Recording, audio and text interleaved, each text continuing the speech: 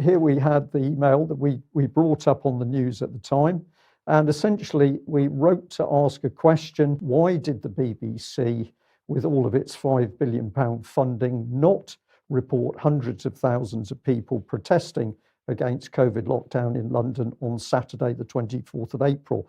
Now, there's no ifs or buts about it. The mainstream BBC News did not report.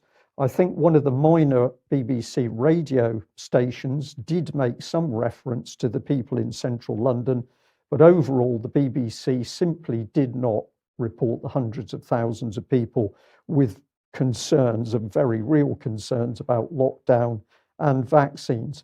So we just label that. What was Tim Davie's reply?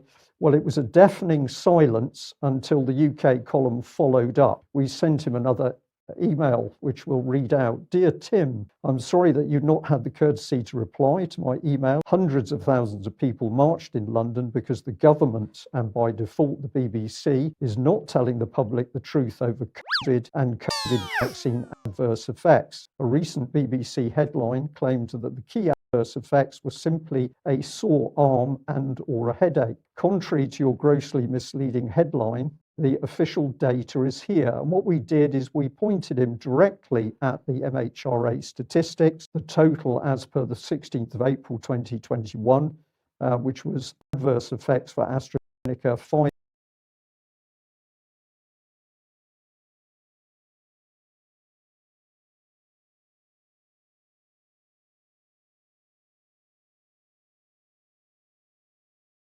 But to make it really easy for him, because we're not sure of his actual business acumen, we gave him the links through to the MHRA data. And we also pointed out that the MHRA reports that drug and vaccine adverse effects are significantly underreported. And my last line to him was that he could now never say that he did not know the damage being done to the health of the UK public, the very people who pay your wages, a bulging pay packet of £664,000 a year. It went off to the Director General of the BBC, and obviously he was a little bit stung because he decided to reply. Dear Brian, I'm sorry, but I do receive hundreds of emails on numerous topics, and much as I would like to, I simply cannot reply to them all. However, the team will always give you a response. Also, I do try and read every email that comes into me. Thank you for the feedback. Best regards, Tim. Now, of course, the bizarre thing about this is that he says he can't reply to them all, but he did reply to my email. But what does he do? He completely avoids all of the information that we've given to him. It's a stalling by omission by the BBC.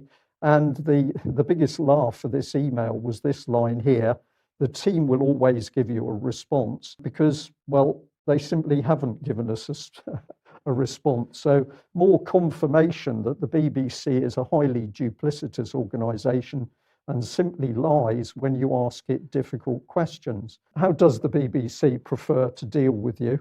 Let's bring in this gentleman. This is a BBC press officer that I spoke to before I emailed the Director General.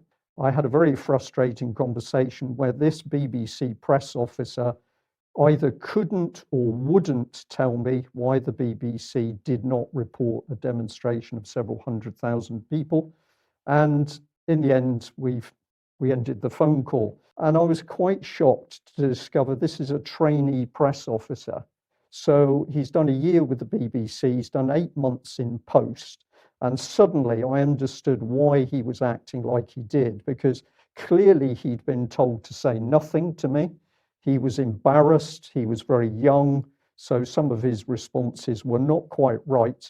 But now I understand. I don't want to name him because I think that's unfair. What I want to highlight for the public is this: that essentially we've got a trainee press officer who's expected to stand up to the public asking questions, to journalists asking questions, and take the rap for what should be a response from Tim Davie, the BBC Director General, on an estimated salary of $664,000. I think this is one of the most disgusting interactions we've had to date with the BBC, Mike.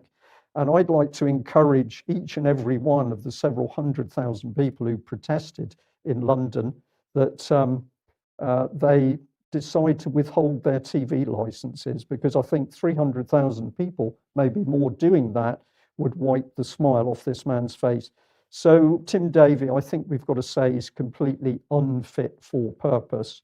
And really, our audience, you've got an open goal to take this man on, because he does not want to discuss the government's own MHRA data about vaccine side effects. And he certainly doesn't want to discuss the fact that there were several 100,000 people in London